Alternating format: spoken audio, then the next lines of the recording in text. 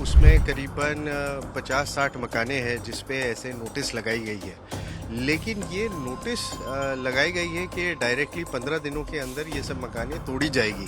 हालांकि supreme court में ये ऑर्डर थी एक कंटेम्प्ट पिटिशन में कि इस खसरा नंबर 279 के अंदर करीबन 3 बीघा अवैध या अनऑथराइज्ड एरिया है जिसको डेमोलिश किया जाए।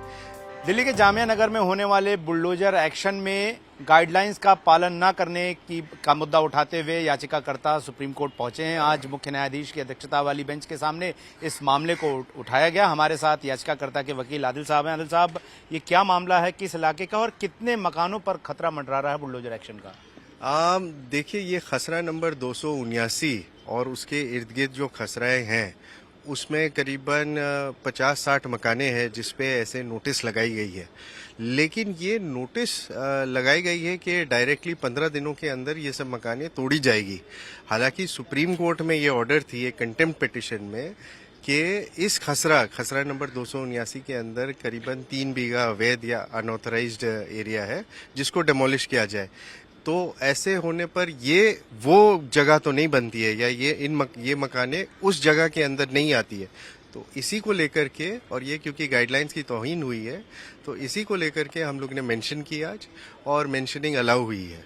क्या ये मकान काफी पुराने हैं और क्या इनको सरकारी योजनाओं का लाभ भी मिलता रहा है, इस पर क्या कहेंगे? जी बिल्कुल, ये सारे मकान बहुत पुराने हैं, करीबन 50-60 साल पुराने हैं। बटला हाउस जैसे सब लोग जानते हैं काफ़ी पुरानी जगह है।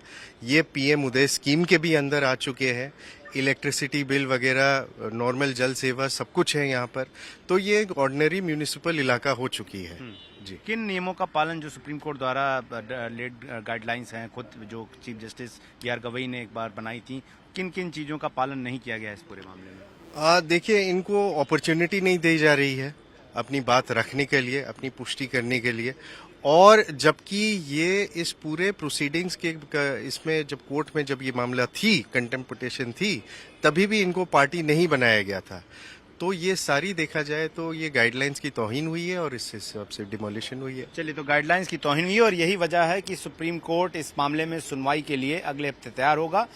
तभी तय हो पाएगा कि आखिर इन इलाकों में रहने वाले लोगों का भविष्य और उनके मकानों का भविष्य क्या होगा। वीडियो योगेश के साथ गौरव श्रीवास्तव, टाइम्स नाउ भारत। उसमें करीबन 50-60 मकाने हैं जिस पे ऐसे नोटिस लगाई गई है। लेकिन ये नोटिस लगाई गई है कि डायरेक्टली 15 दिनों के अंदर ये सब मकानें तोड़ी जाएगी।